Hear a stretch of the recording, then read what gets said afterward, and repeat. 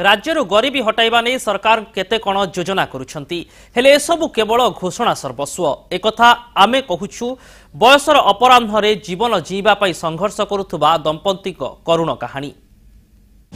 केन्द्रापड़ा जिला महाकालपड़ा ब्लॉक बालिकुदा गाँर नीलमणिनाथ बयस 72 परिवार कहले स्वामी स्त्री 2 जन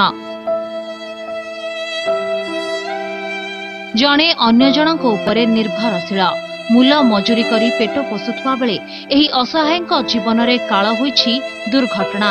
स्त्री केतकी को डाक्तरखाना नेबा बाटरे घटिथिबा दुर्घटना नीलमणि को अकर्मण्य करि दैछि। मेरुदंड हाड़ भांगी जाइथिबा बेले 2 ओली 2 मुठा दाना जोगाड़ करबा एमानंक पई असंभव होई पड़िछि। ता सांगकु रोग जंत्रणा बयसर अपराह्न जीवन को दुर्विसह करि दैछि। मेडिकल जीवाकू 3000 टंका हेले फोटो उठिबो औषध पत्र 3000 टंका लागिबो सेतिक भी हेई पारुनी।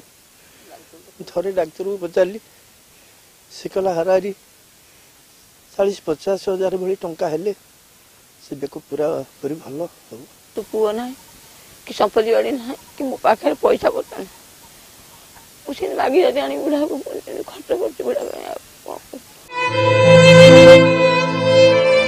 नीलमणि और केतकी भरोसा कहले एही चाल छपर कुड़िया भंगा कुड़िया रे मुंड गुंजी थिबा असहाय दंपति सरकारी सहायता कहले नीलमणि को मिलुथबा मात्र 300 टंका भत्ता। स्त्रीर भत्ता पाई प्रशासन को गुहारी करी विफल हेबा परे भांगी पड़िछंती नीलमणि। सेपटे समस्या को नहीं आमे भेटिथिलु महाकालपड़ा बीडीओ को ए संपर्क रे सुनिबा परे सहायता जोगाइबा पाई प्रतिश्रुति देछंती बीडीओ।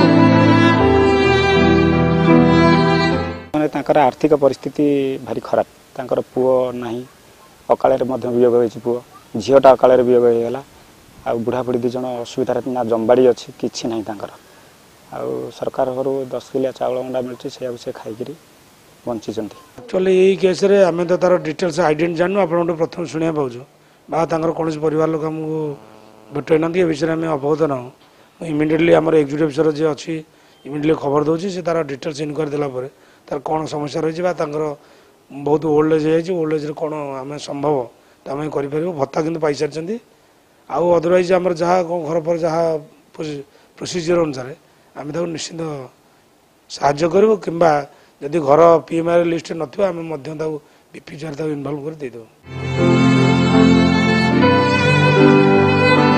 राज्यरू गरीबी हटेबा नहीं राज्य सरकार करिथिबा योजना को उपहास करुछि नीलमणि करुण कहानी। पाटकुरारू रवींद्र कुमार स्वाईं का रिपोर्ट कनक न्यूज।